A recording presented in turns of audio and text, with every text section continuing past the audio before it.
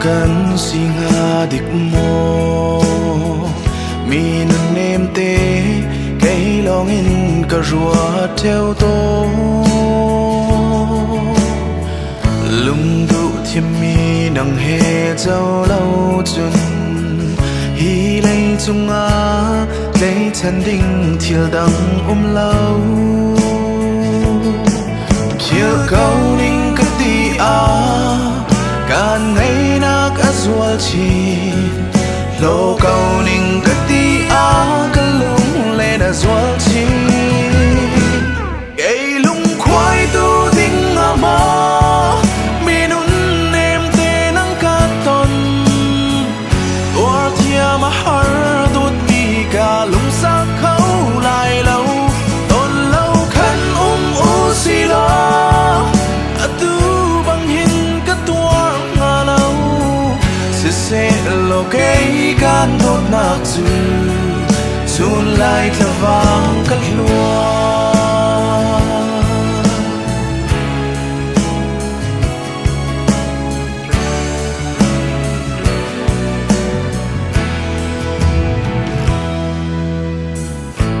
kir ok tha si nga dik mo jam si din bang cây long in cả tuar theo tô lung du te kin rem ok tha da chun kan ria công hang tôn lâu ding lung hiar lâu chiều câu ninh cất đi a kan ngày na cả ruột chi lô câu ninh cất đi a cả lung lên à ruột chi nun nemo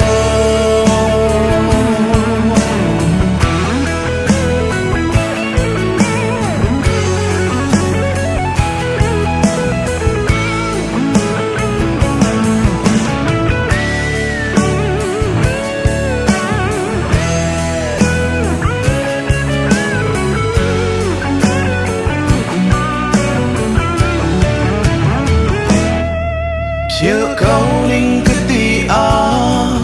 can ngày na cả ruột chi lô câu ninh cất đi a cả lung lên à ruột chi cây lung khoai tu đinh à ma mi nun em te nang can ton tua thia mà har đốt đi cả lung sa khâu lại lâu tôn lâu khăn u xì lo